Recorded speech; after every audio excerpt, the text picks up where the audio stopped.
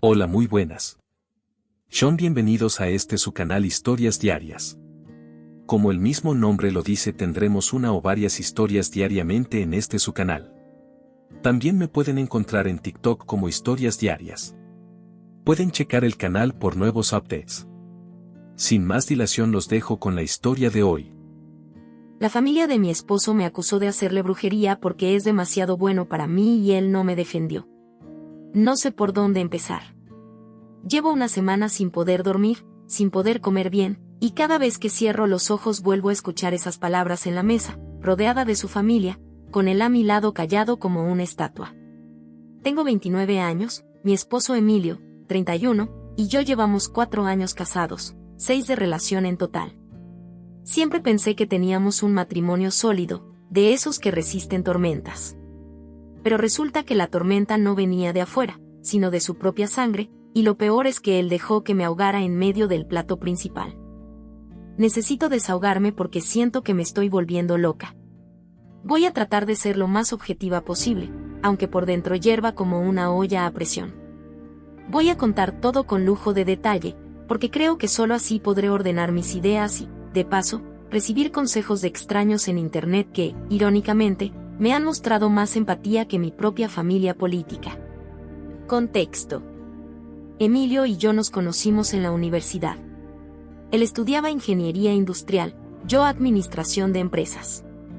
Nos presentó un amigo en común en una fiesta de fin de semestre. Recuerdo que llevaba una camisa azul marino y que olía a jabón de coco. Fue detallista desde el primer momento. Me abrió la puerta del auto, me ofreció su chaqueta cuando hizo frío y recordó mi nombre después de 2 semanas. Para mí, que venía de una relación anterior donde me trataban como un mueble, eso fue como encontrar agua en el desierto.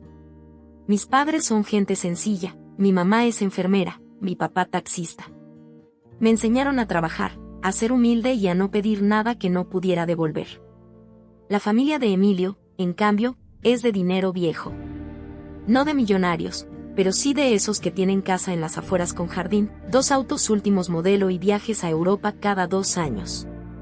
Mi suegra, doña Elena, 65 años, aunque aparenta 80 del mal humor que gasta, es el cerebro y el látigo de esa familia. Maneja a sus hijos con una mezcla de culpa católica y chantaje emocional. Tiene 3 hijas además de Emilio: Laura, 40, la más chismosa; Patricia, 38, la más sumisa; y Fernanda, 35, la que siempre parecía tener un poco de decencia, aunque nunca la demostraba del todo. Emilio es el único varón, el hijo deseado después de 3 mujeres, el príncipe de la casa, el que nunca tuvo que lavar un plato ni doblar una sábana. Desde el noviazgo, noté que doña Elena me miraba como quien mira una mancha en una alfombra nueva. En la primera cena familiar, cuando Emilio dijo que yo estudiaba con beca porque mis padres no podían pagar la universidad privada, ella soltó un que esforzada que sonó más a lástima que a halago. Laura, por su parte, me preguntó si en mi barrio había muchas pandillas. Patricia solo se reía nerviosamente.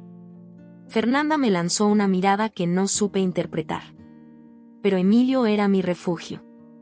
En casa, cuando le contaba estas pequeñas humillaciones, él las minimizaba: no les hagas caso, son así, tú sabes que yo te amo, no les des importancia, ya no vivimos con ellas.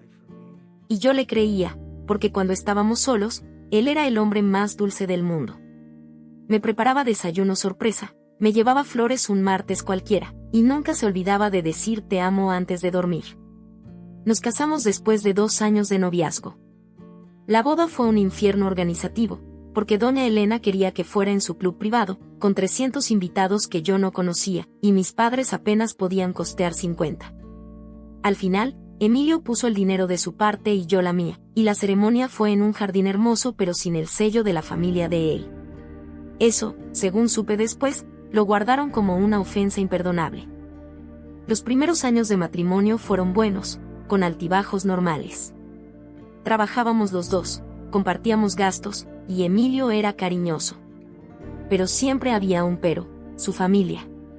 Cada visita a su ciudad era un viacrucis de comentarios pasivo-agresivos. Una vez, Laura me dijo en la mesa: qué bonito que trabajes, pero ¿no crees que descuidas tu hogar? Emilio está acostumbrado a que su esposa esté en casa. Otra vez, Patricia me preguntó si ya había ido al ginecólogo porque a los 29 años ya deberías tener al menos un hijo.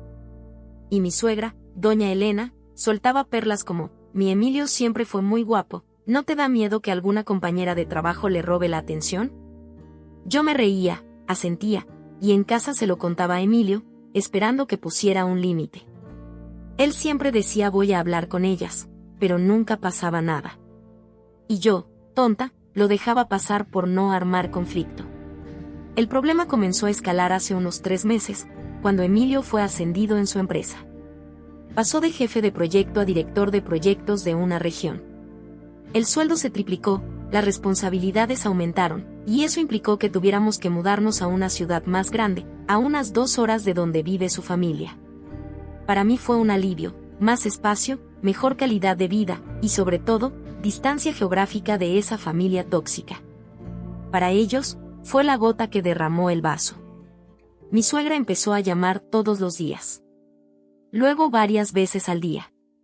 Luego a hacer comentarios de que yo lo había alejado, que los hijos se pierden por las malas mujeres, que seguro le lavé el cerebro.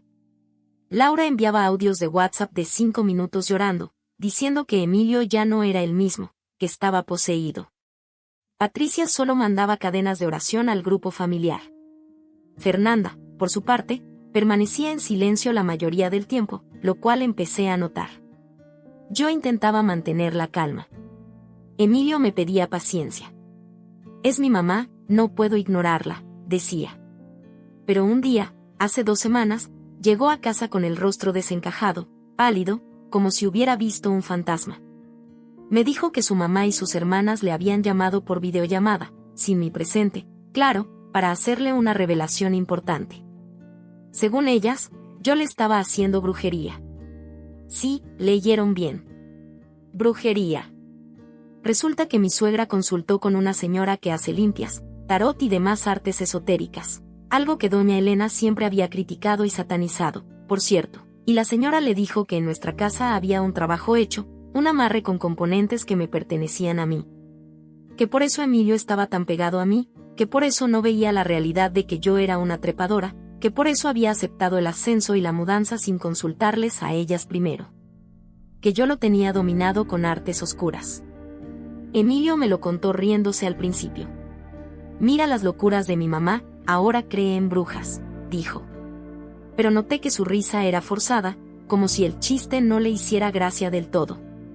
Le pregunté directamente si él les creía. Me dijo que no, por supuesto que no, que era ridículo. Pero algo en su tono me heló. Fue un no demasiado rápido, demasiado defensivo. Como cuando alguien dice no estoy enojado pero tiene los puños cerrados. La semana pasada fue su cumpleaños, 31 años. Acordamos celebrarlo en nuestra nueva casa, solo nosotros dos, con una cena romántica y luego ir al fin de semana siguiente a visitar a su familia para la celebración en grande. Eso fue lo que acordamos. Pero él, sin consultarme, invitó a toda su familia a venir a nuestra ciudad a celebrar aquí.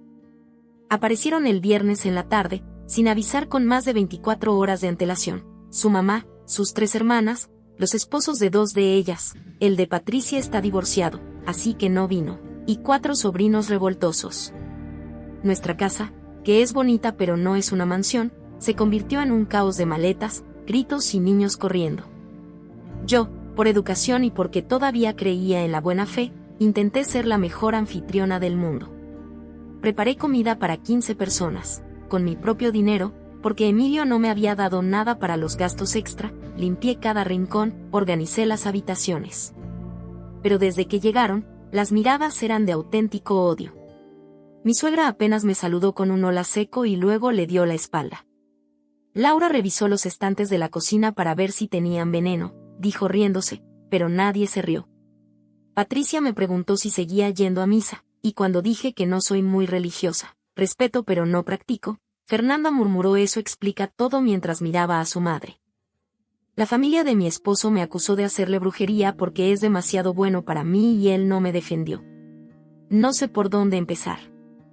Llevo una semana sin poder dormir, sin poder comer bien, y cada vez que cierro los ojos vuelvo a escuchar esas palabras en la mesa, rodeada de su familia, con él a mi lado callado como una estatua. Tengo 29 años, mi esposo Emilio, 31, y yo llevamos 4 años casados, 6 de relación en total. Siempre pensé que teníamos un matrimonio sólido, de esos que resisten tormentas. Pero resulta que la tormenta no venía de afuera, sino de su propia sangre, y lo peor es que él dejó que me ahogara en medio del plato principal. Necesito desahogarme porque siento que me estoy volviendo loca. Voy a tratar de ser lo más objetiva posible, aunque por dentro hierva como una olla a presión. Voy a contar todo con lujo de detalle, porque creo que solo así podré ordenar mis ideas y, de paso, recibir consejos de extraños en Internet que, irónicamente, me han mostrado más empatía que mi propia familia política. Contexto. Emilio y yo nos conocimos en la universidad. Él estudiaba ingeniería industrial, yo administración de empresas. Nos presentó un amigo en común en una fiesta de fin de semestre. Recuerdo que llevaba una camisa azul marino y que olía a jabón de coco. Fue detallista desde el primer momento, me abrió la puerta del auto, me ofreció su chaqueta cuando hizo frío y recordó mi nombre después de 2 semanas. Para mí, que venía de una relación anterior donde me trataban como un mueble, eso fue como encontrar agua en el desierto. Mis padres son gente sencilla, mi mamá es enfermera, mi papá taxista. Me enseñaron a trabajar, a ser humilde y a no pedir nada que no pudiera devolver. La familia de Emilio, en cambio, es de dinero viejo. No de millonarios, pero sí de esos que tienen casa en las afueras con jardín, 2 autos últimos modelo y viajes a Europa cada 2 años. Mi suegra, doña Elena, 65 años, aunque aparenta 80 del mal humor que gasta, es el cerebro y el látigo de esa familia. Maneja a sus hijos con una mezcla de culpa católica y chantaje emocional. Tiene 3 hijas además de Emilio, Laura, 40, la más chismosa, Patricia, 38, la más sumisa, y Fernanda, 35, la que siempre parecía tener un poco de decencia, aunque nunca la demostraba del todo. Emilio es el único varón, el hijo deseado después de 3 mujeres, el príncipe de la casa, el que nunca tuvo que lavar un plato ni doblar una sábana. Desde el noviazgo, noté que doña Elena me miraba como quien mira una mancha en una alfombra nueva. En la primera cena familiar, cuando Emilio dijo que yo estudiaba con beca porque mis padres no podían pagar la universidad privada, ella soltó un que esforzada que sonó más a lástima que a halago. Laura, por su parte, me preguntó si en mi barrio había muchas pandillas. Patricia solo se reía nerviosamente. Fernanda me lanzó una mirada que no supe interpretar. Pero Emilio era mi refugio.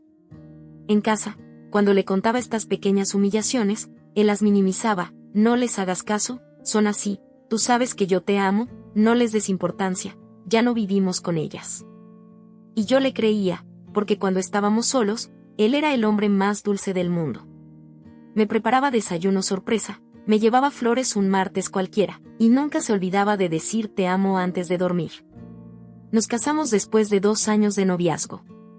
La boda fue un infierno organizativo, porque doña Elena quería que fuera en su club privado, con 300 invitados que yo no conocía, y mis padres apenas podían costear 50. Al final, Emilio puso el dinero de su parte y yo la mía, y la ceremonia fue en un jardín hermoso pero sin el sello de la familia de él. Eso, según supe después, lo guardaron como una ofensa imperdonable. El sábado, día del cumpleaños, fue el día de Emilio. Estaba feliz, rodeado de su familia, abriendo regalos, comiendo pastel. Yo ayudaba en la cocina, sirviendo bebidas y limpiando platos, cuando escuché a mi suegra decirle a Patricia en una parte: mírala, parece mosca muerta. Pero a mí no me engaña. El día que encontremos las pruebas, se va a arrepentir. Mi estómago se encogió, pero me hice la que no escuché. A la hora de la cena, alrededor de las 8 de la noche, todos estábamos sentados en la mesa del comedor, unos 15 personas entre adultos y niños. Yo estaba al lado de Emilio, como siempre.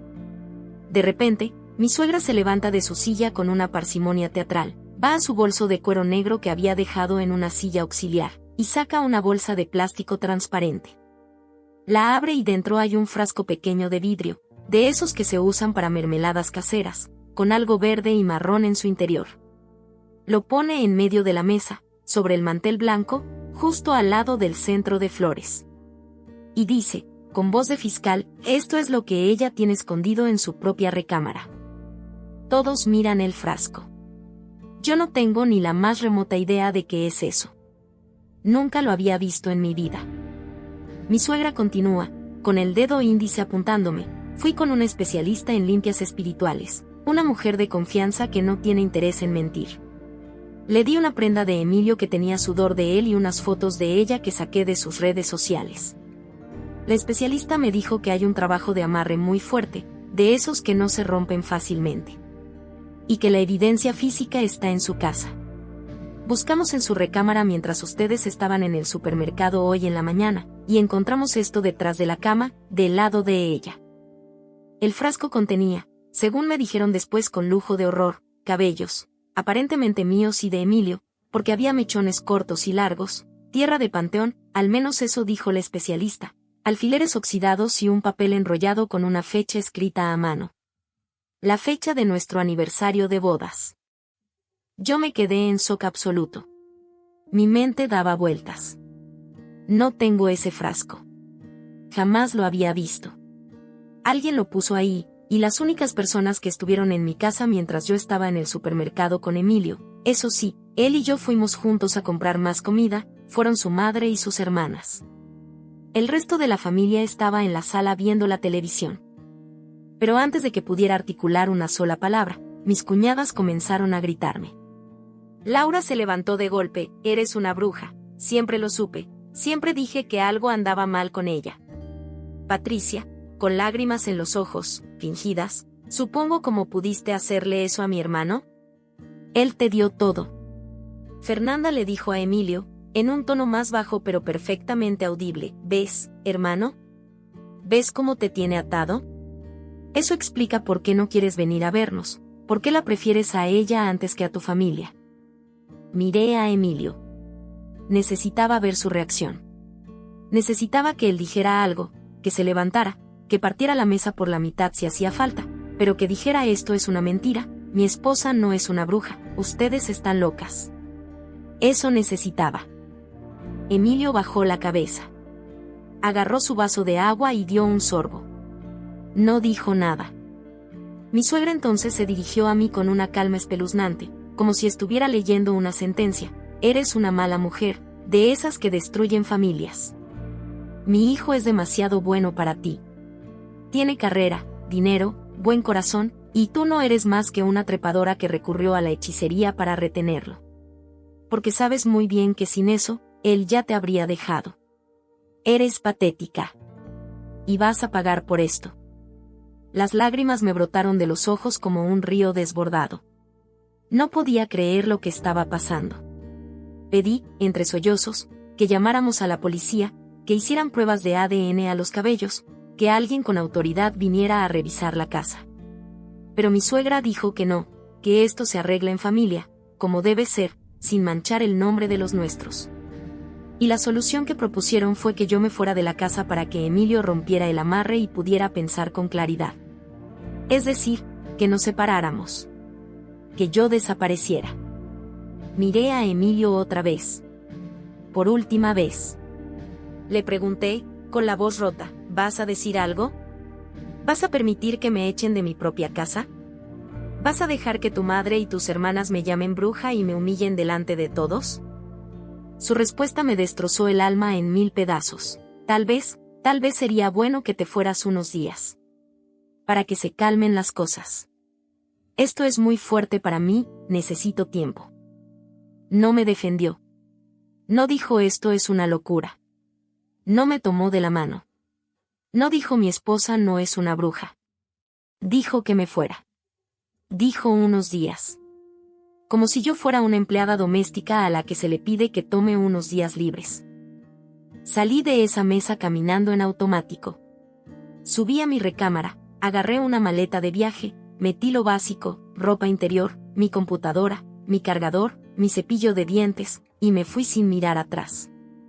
No a casa de mis padres, viven a 400 kilómetros, no podía llegar así de la nada, sino a casa de mi mejor amiga, Valeria, que vive a 20 minutos en el mismo municipio. Valeria me recibió con los brazos abiertos, sin preguntar demasiado, solo con un abrazo y un té de manzanilla. Eso fue hace una semana. Una semana que se me ha hecho eterna. Desde entonces, Emilio me ha mandado varios mensajes de WhatsApp. Pero no para pedirme disculpas o decir que su familia estaba mal. Sus mensajes son fríos, prácticos, como si yo fuera una molestia administrativa. ¿Puedes devolver la llave del auto? Necesito llevar a mi mamá al médico. ¿Dónde está el control del garaje? No lo encuentro. Mi mamá dice que deberías pasar por tu ropa cuando no estemos, para que no haya más conflictos. Como si yo fuera una inquilina que se va. Como si nuestro matrimonio de 4 años y 6 de relación no importara un comino. Ayer me llamó por teléfono. Atendí porque pensé que tal vez iba a decirme que había reflexionado, que lo sentía, que su familia era una manada de locas. Pero no. Me dijo, con una voz plana, mi familia está dispuesta a no denunciarte formalmente si aceptas el divorcio de mutuo acuerdo y no pides nada. Solo vete en paz, sin abogados, sin pleitos. ¿Denunciarme? ¿Por brujería? Es tan ridículo que casi me da risa. Pero no me dio risa. Me dio asco. Le pregunté si él creía que yo le había hecho brujería. Hubo un silencio largo, de esos que se pueden cortar con cuchillo. Luego dijo, no sé. A veces siento que te quiero demasiado, más de lo normal. Y no encuentro explicación racional para ese sentimiento. Tal vez algo hay. Esa fue su respuesta. Mi esposo, el hombre que me juró amor delante de un altar, me dijo que no encuentra explicación racional para amarme. Como si amarme fuera un error que necesita ser explicado por fuerzas oscuras. Colgué sin decir nada más. Me quedé mirando la pared del cuarto de Valeria durante 1 hora, sin llorar, sin pensar, solo sintiendo un vacío enorme. Ahora estoy aquí, escribiendo esto desde el celular de Valeria. Dejé mi cargador en casa y no quiero volver a buscarlo todavía. Tengo un nudo en la garganta y una rabia que me consume por dentro. Pero también, en medio del dolor más profundo, algo está empezando a nacer. Una determinación fría. No voy a permitir que me pisen así.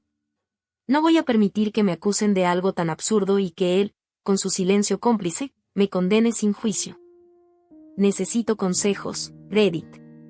¿Qué hago? ¿Vuelvo por mis cosas? ¿Busco un abogado ya mismo? ¿Les hago una contraacusación por difamación?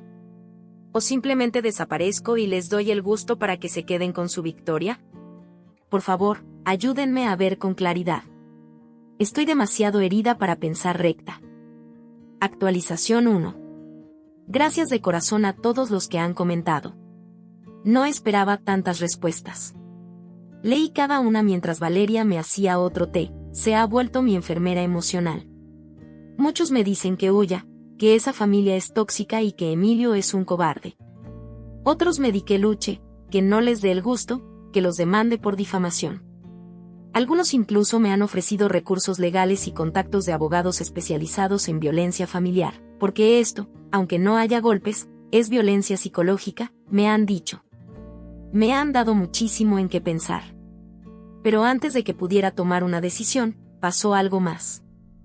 Hace 1 hora, aproximadamente, recibí una llamada de un número desconocido. Contesté por instinto, a veces recibo llamadas de trabajo. Era mi cuñada Laura.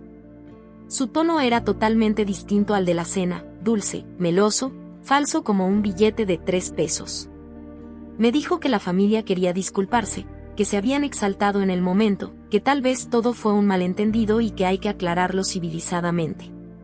Me invitó a una reunión familiar mañana en la casa de mamá, a 2 horas de aquí, en su ciudad, para arreglar las cosas como personas adultas, sin gritos, para que esto no escale a más. No me fío ni un segundo. Laura nunca ha sido dulce conmigo en 6 años. Esto es una trampa con todas las letras. Se lo dije a Valeria, y ella coincide. Seguramente quieren que vaya para presionarme, o para que firme algo sin que me dé cuenta, o para grabarme diciendo algo que usen en mi contra en un supuesto juicio. O peor, para tenerme en su territorio y hacerme sentir pequeña otra vez. No soy ingenua, aunque me hayan lastimado. Le pedí a Laura que me enviara por escrito, por correo electrónico o WhatsApp, cuáles eran exactamente los puntos a tratar. Se negó rotundamente. Dijo que eran asuntos de familia íntimos y que no quedaba bien ponerlo en texto, porque luego se malinterpretan las cosas. Le dije que lo pensaría y colgué. Luego llamé a Emilio. Directo, sin andarme con rodeos. Le dije, tu hermana Laura me invitó a una reunión en casa de tu mamá para mañana. ¿Tú vas a estar presente? Me dijo que sí, que sería bueno que fuéramos juntos a hablar con su mamá y aclarar esto de una vez. Le pregunté, con toda la calma que pude reunir, Emilio, ¿vas a defenderme esta vez? ¿Vas a decirles que el frasco es mentira, que yo no hice nada, que todo es una patraña de tu madre? Otra vez el silencio. Otra vez ese maldito silencio. Luego balbuceó, es que, mamá tiene pruebas más allá del frasco. La señora que consultó le mostró unos patrones en las fotos, dijo que hay energías raras. No sé, tal vez sin querer hiciste algo, o alguien te hizo algo a ti. Ahí fue cuando perdí los estribos, algo que nunca hago, porque me educaron para ser la niña buena. Le grité al teléfono, sin querer hice un frasco con cabellos y alfileres y lo puse detrás de mi propia cama. ¿Eres idiota, Emilio? ¿O solo te haces? ¿Cómo voy a hacer algo, sin querer, que requiere tierra de panteón y alfileres oxidados? Se quedó callado unos segundos. Luego dijo, en un susurro, solo quiero que esto termine. Estoy muy presionado por todos lados. Mi mamá amenaza con desheredarme si no me separo de ti. Mis hermanas dicen que si sigo contigo, me van a excluir de las reuniones familiares. No sé qué hacer. Colgué de nuevo. Esta vez sin gritar, solo con un cansancio que me llegaba hasta los huesos. Gente, me duele hasta el alma. Pero creo que acabo de ver a mi esposo por lo que realmente es, un hombre de 31 años que prefiere la paz de su familia tóxica, y la herencia, no nos engañemos, antes que a su esposa. Un hombre que, ante la primera acusación absurda, me deja caer como una papa caliente. Un hombre que no tiene columna vertebral, sino un espagueti hervido.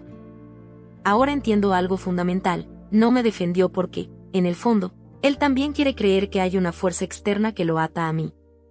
Porque aceptar que me ama por quien soy, que eligió estar conmigo voluntariamente, que me prefiere a mí por encima de su familia, eso sí sería un acto de valentía y de autonomía. Y él no es valiente. Nunca lo ha sido. Solo era cómodo mientras no había conflicto. Así que esta noche, mientras lloro otra vez en el sillón de Valeria, ella duerme, no quiero despertarla. He tomado una decisión firme, no voy a esa reunión familiar. No voy a poner un pie en casa de mi suegra. Y no voy a dejar que salgan impunes con sus acusaciones falsas. Mañana mismo, en cuanto abran los juzgados, buscaré un abogado de familia. No para pedir limosna económica, aunque por ley me corresponde la mitad de los bienes gananciales, incluyendo el aumento patrimonial por su ascenso y la plusvalía de la casa nueva, sino para asegurarme de que todo quede documentado legalmente. Las acusaciones falsas de brujería, en mi país, pueden encuadrarse en difamación y calumnia, artículos 180 y siguientes del Código Penal. El abandono del hogar conyugal forzado, porque me echaron, no me fui voluntariamente, es algo que se puede probar con los mensajes de texto y con el testimonio de Valeria. Pero no voy a contarles todo mi plan aún. Solo sépanlo, no soy bruja, nunca lo fui, no creo en esas cosas. Pero quizás debería empezar a creer en el karma, porque lo que viene va a ser terriblemente poético. No quiero venganza sangrienta, solo justicia. Y a veces, la justicia duele más que la venganza. Actualización 2. Han pasado 48 horas desde mi última actualización, aunque en mi cabeza parecen años. Ha pasado tanta cosa que apenas puedo procesarlo. Me siento más tranquila, más fría, más determinada. El dolor sigue ahí, como una piedra en el estómago, pero lo estoy transformando en algo útil, en acción. Sobre el abogado, ayer por la mañana fui a ver a un abogado de familia, el licenciado Ramírez, recomendado por un compañero de trabajo de Valeria que pasó por un divorcio complicado. Es un hombre de unos 50 años, canoso, con lentes de pasta negra, serio pero no distante. Me recibió en su despacho, un lugar pequeño pero ordenado, con estantes llenos de códigos y leyes. Me escuchó durante una hora sin interrumpirme, solo tomando notas en una libreta amarilla. Cuando terminé de contar todo, los antecedentes, la cena, el frasco, los mensajes, la llamada de Laura, levantó la vista y me dijo: señora, usted no tiene un problema legal complicado. Tiene un problema familiar grave, pero legalmente, usted está en una posición muy sólida. Me explicó varios puntos clave. 1. Lo del frasco y la brujería. No tienen ninguna prueba de que usted haya puesto ese objeto. Ellos lo encontraron, pero cualquiera pudo haberlo plantado, sobre todo porque entraron a su casa sin su consentimiento expreso. Emilio les abrió, pero usted no estaba de acuerdo y eso puede considerarse allanamiento de morada si se demuestra mala fe. Además, la acusación de brujería no tiene ningún sustento jurídico, es una superstición. En todo caso, ellos están incurriendo en difamación y acoso. 2. La posible denuncia de ellos. Si ellos intentaran denunciarla por daños espirituales o algo así, un juez se reiría en su cara. No existe delito de brujería en el Código Penal de este país desde hace más de un siglo. Lo que sí existe es la denuncia falsa, y si ellos presentan una, usted puede contradenunciar por simulación de hechos punibles. 3. El abandono del hogar. Usted no abandonó voluntariamente el domicilio conyugal. Usted fue expulsada por la familia de su esposo, con el consentimiento tácito y explícito, por su silencio, de él. Eso es un abandono de hecho por parte de él, y puede tener consecuencias en la división de bienes y en la pensión compensatoria. Los mensajes donde él le pide que pase por su ropa cuando no estén son pruebas contundentes de que no espera su regreso. 4. Las pruebas. Las capturas de pantalla de los mensajes de WhatsApp, las grabaciones, si las tiene, los testimonios de Valeria y de cualquier otra persona que haya escuchado las acusaciones, todo eso es válido. El licenciado Ramírez me recomendó hacer un respaldo de todo en la nube y en un disco duro externo. Al final de la consulta, me dijo algo que se me quedó grabado: usted no tiene que demostrar que no es bruja. Ellos tienen que demostrar que usted lo es. Y como eso es imposible, usted ya ganó. Ahora solo falta decidir qué quiere: un divorcio rápido y limpio, o una batalla legal que los deje en evidencia.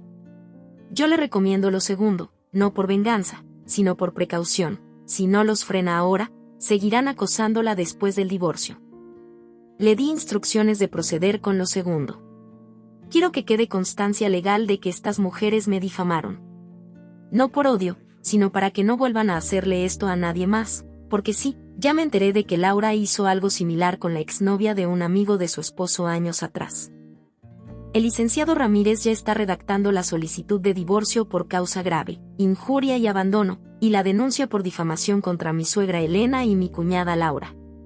Patricia y Fernanda no serán denunciadas por ahora, pero quedarán como testigos. Sobre la familia de Emilio, anoche, mientras cenaba con Valeria, unas enchiladas que me preparó para subirme el ánimo, recibí una andanada de mensajes en el grupo de WhatsApp que compartíamos con la familia política. Yo había silenciado el grupo desde que me fui, pero los leí por pura curiosidad mórbida.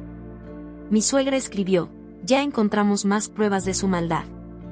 Resulta que en el cuarto de invitados, debajo del colchón de la cama donde durmió Laura, había un muñeco de trapo con alfileres clavados en el pecho. Esto es gravísimo. Voy a hablar con el padre Miguel para que haga una limpieza profunda en la casa y luego vamos a tomar acciones legales. Las cuñadas respondieron con emojis de susto y mensajes como: Dios nos libre, esa mujer está endemoniada, pobre Emilio. El problema, Reddit, es que en mi casa no hay ningún muñeco de trapo. Nunca lo he visto. No tengo muñecos de trapo ni alfileres. Lo más parecido es un peluche de un pingüino que me regaló mi mamá hace años, pero ese está en un estante de la sala y no tiene alfileres. Así que claramente, o ellas mismas pusieron el muñeco, para luego encontrarlo, o es una mentira absoluta que están usando para justificar la limpieza espiritual que quiere hacer mi suegra. Ya nada me sorprende. Lo que sí me sorprendió, y mucho, fue un mensaje privado que recibí de Fernanda, la hermana menor, a las 11 de la noche. Me escribió por WhatsApp: yo no la tengo bloqueada, solo silenciada, y decía: oye, sé que esto no es mi lugar, pero lamento mucho lo que está pasando. Necesito que sepas algo. Laura me confesó anoche que ella misma compró ese frasco en un mercado de esoterismo de la ciudad, hace como 2 semanas.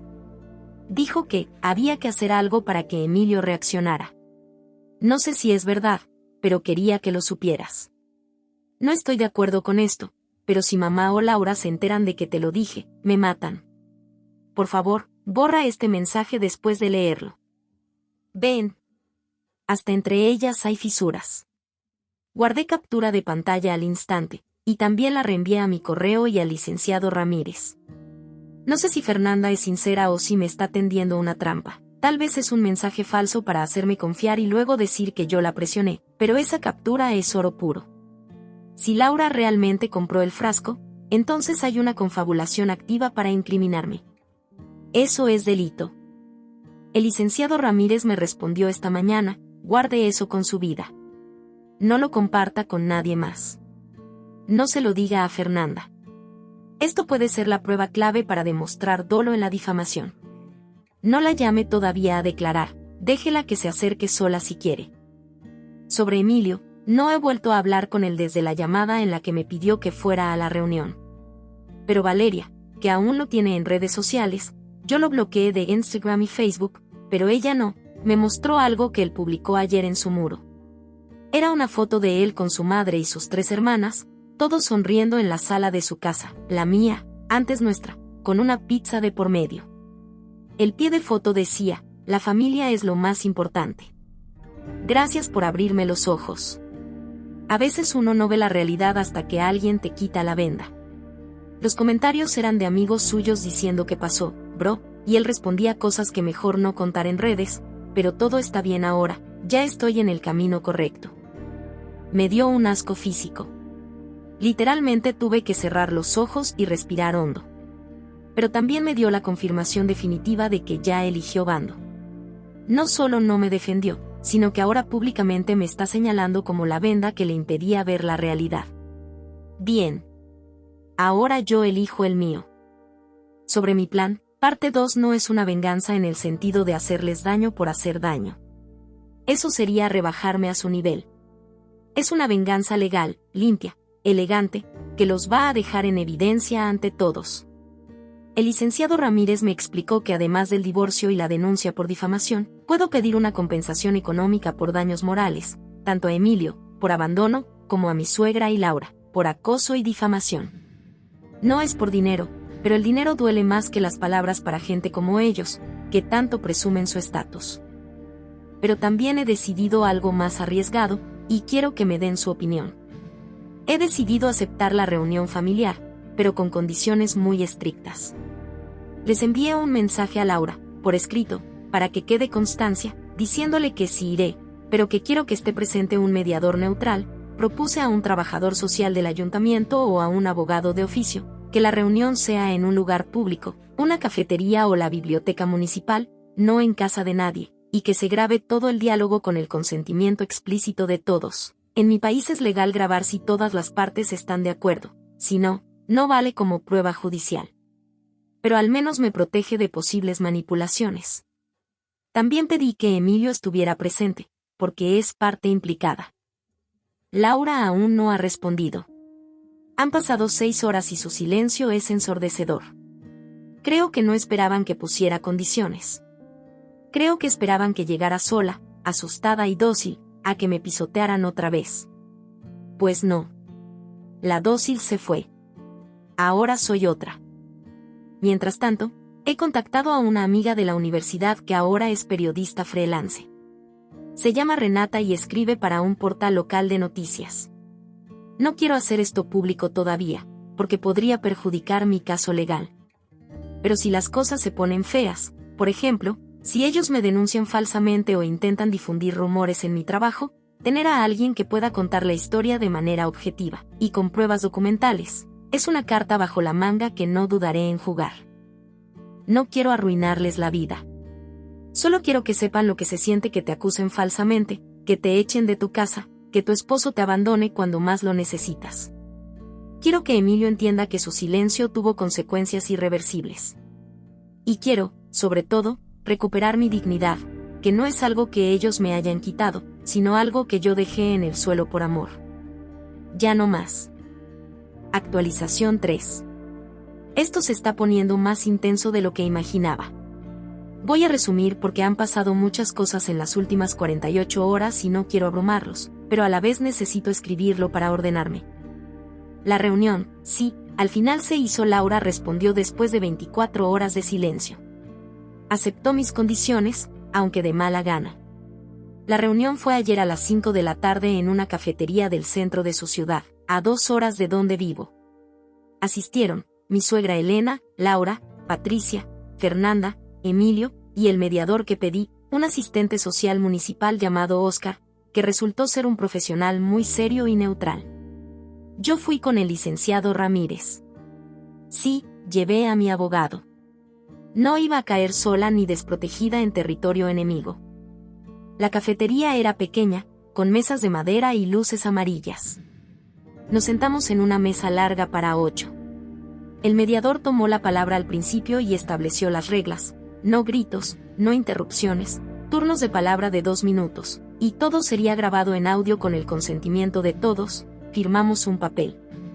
El ambiente era tan tenso que se podía cortar con cuchillo. Desde el principio, mi suegra intentó llevar la batuta. Dijo, con su voz de directora de funeraria, que la familia estaba dispuesta a perdonarme y a no tomar acciones legales si yo confesaba mi error y tiraba todos los materiales de brujería que tenía en mi poder. El mediador le pidió que especificara qué materiales. Ella mencionó el frasco, el muñeco, y seguramente otras cosas que no hemos encontrado. El licenciado Ramírez preguntó si tenían alguna prueba de que esos objetos me pertenecían. Laura dijo, los encontramos en su casa, detrás de su cama y debajo del colchón del cuarto de invitados. Mi abogado preguntó, ¿encontraron huellas digitales? ¿Fotos de ella comprando esos objetos? ¿Algún testimonio de un experto que vincule esos objetos con ella específicamente? Se hizo el silencio. Nadie respondió. Entonces el licenciado Ramírez sacó una carpeta y dijo, tengo aquí una captura de pantalla de un mensaje enviado por la señorita Fernanda a mi clienta, donde se afirma que la señora Laura compró el frasco en un mercado de esoterismo. ¿Podría la señora Laura explicar eso? El silencio se volvió sepulcral. Laura se puso blanca como la leche. Patricia abrió la boca y la volvió a cerrar. Mi suegra miró a Laura con una furia que nunca había visto, como si fuera a fulminarla con la mirada. Fernanda, que estaba sentada al lado de Patricia, comenzó a llorar en silencio. Luego dijo, entre sollozos, es verdad. Laura me pidió que la ayudara a hacer el muñeco de trapo. Yo no quise. Le dije que eso estaba mal, que era una locura. Ella lo hizo sola, con ropa vieja y alfileres que compró en una mercería. Yo solo supe lo del frasco porque lo vi en su bolso cuando vinimos a la casa de Emilio el primer día. No quise decir nada porque Laura me amenazó con decirle a mamá que yo tenía deudas de juego. Es mentira, pero mamá me habría creído. ¡Sas! La pelea entre ellas fue inmediata. Laura le gritó a Fernanda que era una traidora, que siempre fuiste la consentida y ahora te crees con derecho a hundirme. Patricia intentó calmar las aguas diciendo por favor, no aquí, no delante de ellos. Mi suegra Elena levantó la mano y dijo, basta, con una voz que hizo temblar las tazas de café. Luego nos miró a mí y a Emilio, y dijo, esto es un asunto interno de la familia. No tiene por qué ventilarse aquí. El mediador Oscar, muy profesional, dijo, señora Elena, esto no es un asunto interno. Usted y sus hijas han acusado públicamente a esta señora de un delito que no existe, la han expulsado de su hogar y han causado un daño moral evidente. Lo que estamos viendo aquí es una confesión de que al menos parte de las pruebas fueron fabricadas. Esto tiene consecuencias legales. Emilio, que hasta ese momento había estado con la mirada fija en su taza de café, levantó la vista lentamente. Su expresión era indescriptible, como si por primera vez en su vida viera a su familia sin el filtro de la lealtad ciega. No dijo nada, pero su cara hablaba por él, incredulidad, asco, y quizás un atisbo de vergüenza. El licenciado Ramírez tomó la palabra y dijo, señoras, mi clienta no está interesada en venganzas personales, pero sí en que se haga justicia. Tenemos pruebas suficientes para proceder con una demanda por difamación y acoso contra la señora Elena y la señora Laura. También estamos iniciando el proceso de divorcio por causa grave contra el señor Emilio, debido a abandono del hogar conyugal y negativa de defensa ante injurias graves. Si desean llegar a un acuerdo extrajudicial, deben presentar una disculpa pública por escrito, pagar los daños morales y retirar todas las acusaciones. Caso contrario, nos vemos en los juzgados. Mi suegra intentó retractarse sobre la marcha. Fue un malentendido, una broma que se salió de control. La señora del esoterismo nos dijo. El licenciado Ramírez la interrumpió. Señora, usted llamó bruja a mi clienta delante de 15 personas. La acusó de hechizar a su hijo. La echó de su casa. Y ahora dice que fue una broma. ¿En serio cree que un juez va a aceptar esa versión? Me levanté de la mesa, le di la mano al mediador Oscar, agradecí su labor, y me fui con mi abogado. En la puerta de la cafetería, Emilio salió corriendo detrás de mí. Me tomó del brazo, algo que antes me parecía tierno y ahora me daba repelús. Me dijo, con la voz quebrada, espera, por favor. No sabía que ellas. No pensé que fueran capaces de inventar algo así. Pensé que tal vez había algo de verdad en lo de la brujería, porque no entendía por qué te quería tanto. Pero ahora veo que todo fue mentira. Lo siento. Por favor, no hagas esto. No te vayas. Vamos a terapia, lo que sea. Me solté el brazo con suavidad pero firmeza. Le respondí, mirándolo a los ojos, Emilio, durante una semana entera tuve que escuchar que era una bruja, una trepadora, una mentirosa, una endemoniada. Tú me viste llorar en esa mesa, me viste temblar, y no dijiste ni una palabra en mi defensa. Ni una. Me pediste que me fuera de mi propia casa. Me escribiste pidiéndome las llaves del auto. ¿Y ahora que descubres que tu familia te mintió, recién reaccionas? Eso no es amor. Es miedo a quedarte solo.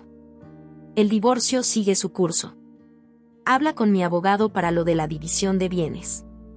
Y por favor, no me vuelvas a tocar. Me di la vuelta y caminé hacia el auto de Valeria, que me estaba esperando. No miré atrás. No lloré. Ya no me quedan lágrimas para él. Lo que pasó después, el licenciado Ramírez ya presentó la solicitud de divorcio y la denuncia por difamación. Emilio recibió la notificación ayer en la tarde. Me llamó 17 veces seguidas. No atendí ninguna. Me dejó mensajes de voz llorando, diciendo que se había equivocado como nunca, que su familia lo manipuló desde pequeño, que me amaba y no quería perderme. En uno de ellos dijo, por favor, no me dejes. Voy a cortar con mi familia, voy a ir a terapia, voy a hacer lo que sea. Solo no te vayas. La casa está vacía sin ti. Le respondí con un solo mensaje de texto, el último que le enviaré en mi vida, Emilio, tu silencio fue una sentencia.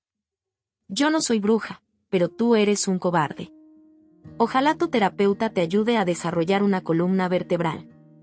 Pero eso ya no es mi problema. Adiós. Luego lo bloqueé en WhatsApp, llamadas y todas las redes sociales. También bloqueé a mi suegra, a Laura y a Patricia. A Fernanda no la bloqueé, pero la silencié. No sé si volveré a hablar con ella. Parte de mí le agradece la honestidad a destiempo, pero otra parte piensa que si realmente le importara, habría hablado antes, no cuando ya estaba todo en llamas. El artículo, mi amiga Renata, la periodista, publicó ayer un artículo en un portal local, sin nombres completos, solo iniciales y con algunos detalles cambiados para proteger mi identidad, pero con la autorización de mi abogado. El título era, Mujer es acusada falsamente de brujería por su familia política y expulsada de su hogar, el esposo no la defendió. En menos de 24 horas, el artículo se volvió viral en redes sociales en mi ciudad y en la de ellos. La gente comenzó a especular, y obviamente identificaron a la familia porque el artículo mencionaba la profesión de Emilio, director de proyectos en una empresa conocida, y la ciudad. Mi suegra está furiosa porque sus amigas del club de lectura, el círculo social que tanto le importa, la están llamando la bruja acusadora y la señora del frasco. Laura, según me contó una fuente indirecta, ha tenido que cerrar su perfil de Facebook por los mensajes de burla. La ironía, ¿no? Ellos me acusaron de brujería, y ahora el mundo los señala como los verdaderos artífices de la farsa. El karma no es una bruja, pero trabaja rápido. Situación actual. Sigo viviendo con Valeria mientras busco un pequeño departamento para mí sola. el trabajo me va bien, trabajo remoto como analista de datos, así que la mudanza no me afectó en absoluto. El proceso legal avanza sin contratiempos. Emilio me ha enviado 2 cartas por correo físico, sí, cartas en papel, con sello y todo, a la dirección de Valeria. Las tengo en una caja sin abrir, excepto una que abrí por curiosidad. Decía, cada noche sueño con esa cena. Con tu cara cuando te pedí que te fueras. No sé cómo pude hacer eso. Mi mamá y Laura me presionaron, me dijeron que si no me alejaba de ti, me iban a desheredar y a prohibir ver a mis sobrinos. Fui débil. Lo sé. Pero no quiero ser débil para siempre. Déjame demostrarte que puedo cambiar. Lo leí, lo doblé y lo puse en la caja. No voy a responder. Que cambie o no ya no es asunto mío. Alguien que te abandona en el momento más difícil no es un compañero de vida. Es un lastre. Y yo ya solté ese lastre. Actualización final. Esta será mi última actualización en este hilo. La historia ya casi termina, y quiero cerrarla con dignidad. Antes, quiero agradecer de corazón a todos los que me escribieron con apoyo, consejos, buenas vibras y hasta ofertas de ayuda legal. Nunca imaginé que mi pesadilla personal se convertiría en una lección de vida tan grande, pero aquí estoy, más entera que nunca. El divorcio se firmó hace una semana. Fue un proceso sorprendentemente rápido gracias a las pruebas contundentes, mensajes, capturas de pantalla, la declaración del mediador Oscar, y el testimonio de Valeria. Emilio no peleó absolutamente nada. Aceptó todas las condiciones, división de bienes al 50%, incluida la venta de la casa nueva. Él me compró mi parte con un cheque que ya está en mi cuenta, el auto que usaba yo se quedó para mí, y una compensación económica por daños morales que no fue una fortuna, unos $15,000 en moneda local, pero suficiente para cubrir mis gastos legales y darme un colchón para comenzar de nuevo. También aceptó pagar el 100% de mis honorarios legales, que no eran bajos. Supongo que fue su manera de pedir perdón con el bolsillo, ya que las palabras ya no le salen. La demanda por difamación. Laura y mi suegra llegaron a un acuerdo extrajudicial una semana antes de la primera audiencia. Sus abogados les aconsejaron que no fueran a juicio porque las pruebas en mi contra eran aplastantes, la captura de Fernanda, la declaración de la propia Fernanda arrepentida, y el hecho de que no tenían ninguna evidencia real. El acuerdo consistió en 1. Una disculpa pública por escrito en sus redes sociales, Facebook e Instagram, sin admitir delito explícitamente, por temas legales, pero disculpándose por malentendidos que causaron un daño injusto a la reputación de mi nombre completo. La disculpa estuvo publicada durante 72 horas. La capturé, obviamente. 2. El pago de una multa de $5,000 a una asociación de mujeres víctimas de violencia familiar. Yo elegí la asociación, y el dinero no fue para mí, sino para la causa. 3. El compromiso de no contactarme nunca más, ni directa ni indirectamente, bajo amenaza de incumplir el acuerdo y enfrentar un juicio penal por difamación. Laura, según supe por una fuente común, está yendo a terapia psicológica porque no soporta la culpa y porque su esposo, que siempre fue un hombre tranquilo, la ha amenazado con divorciarse si vuelve a hacer algo así. Mi suegra Elena, por su parte, perdió mucho prestigio en su círculo social. Varias de sus amigas del club de lectura la dejaron de hablar, y una de ellas, que resultó ser amiga de mi madre, le dijo en público: Elena, acusar a tu nuera de brujería es de gente ignorante. Qué vergüenza que a estas alturas tengas esas creencias. No sé si eso es suficiente castigo, pero al menos quedó constancia legal de que ellas fueron las agresoras. Emilio, el arrepentido, aquí es donde la cosa se pone agridulce. Hace 2 días me encontré por casualidad con una conocida en común, la esposa de un compañero de trabajo de Emilio. Me contó que Emilio está destrozado, pero no por el dinero, sino por la soledad. Perdió a su esposa, a mis padres, que lo adoraban, le han retirado el saludo por completo, y ahora también está distanciado de su propia familia porque les echa la culpa de todo. Según esta conocida, Emilio ha tenido varias peleas fuertes con su madre y con Laura, hasta el punto de que en la última cena familiar, sin mí, obviamente, se levantó de la mesa y dijo: ustedes me arruinaron la vida. Prefiero estar solo antes que seguir siendo su títere. Desde entonces, no ha vuelto a ver a su madre ni a Laura. Solo se habla con Patricia de vez en cuando, y con Fernanda un poco más, aunque Fernanda sigue viviendo con la culpa de no haber hablado antes. Emilio ha empezado a ir a terapia psicológica, esto me lo confirmó un amigo en común. Según ese amigo, Emilio le dijo, no entiendo cómo pude ser tan cobarde. La amaba de verdad, pero el miedo a mi familia era más fuerte. Ahora lo he perdido todo, y me doy cuenta de que nunca tuve una familia que me apoyara, sino una secta que me controlaba. El terapeuta le está ayudando a trabajar su dependencia emocional y su falta de autonomía. Pero todo eso, como bien dije antes, ya no es mi problema. ¿Me da lástima? Un poco, sí. No puedo evitar sentir un atisbo de compasión por el hombre que una vez amé. Pero también recuerdo la noche de la cena. Recuerdo su silencio. Recuerdo sus mensajes pidiendo las llaves del auto. Recuerdo que me dejó sola cuando más lo necesitaba. El amor no es solo palabras bonitas y flores los martes. El amor es estar ahí cuando todo se derrumba. Y él no estuvo. Mi vida ahora, me mudé a un departamento pequeño pero acogedor en un barrio tranquilo, a 10 minutos del departamento de Valeria. Así podemos tomar café juntas cuando queramos. Adopté una gata negra de un refugio. Le puse Luna, porque brilla en la oscuridad. Sí, ya sé, el cliché de la bruja con gata negra me hace gracia. Lo hago a propósito, como un pequeño acto de rebeldía. Me inscribí en un curso de cerámica los fines de semana, y descubrí que moldear barro es increíblemente terapéutico para sacar la rabia. El trabajo sigue bien, y mi jefa, que sabe toda la historia, me ha dado flexibilidad de horario mientras me recompongo. Y lo más importante, estoy aprendiendo a estar sola sin sentir que eso es un fracaso. Durante años, pensé que el matrimonio era la meta, que estar acompañada era el éxito. Ahora sé que estar bien conmigo misma es el verdadero triunfo. A veces, en la noche, mientras Luna ronronea a mi lado y tomo un té en mi balcón, pienso en todo lo que pasó. Me enoja todavía. Me duele a ratos. Pero también me doy cuenta de que esa familia tóxica me hizo un favor enorme. Me mostró quién era realmente Emilio antes de que tuviéramos hijos o hipotecas más grandes. Me mostró que su amor venía con condiciones, la condición de que yo nunca desafiara a su familia. Y me mostró, sobre todo, que yo soy mucho más fuerte de lo que nunca imaginé. Reflexión final para quien la necesite. Si alguien está pasando por una situación parecida, acusaciones falsas, familia política tóxica, una pareja que no te defiende, por favor, no esperes a que esa persona cambie. No esperes a que se dé cuenta. No sacrifiques tu dignidad esperando una defensa que nunca llega. Defiéndete tú misma. Documenta todo. Busca un buen abogado.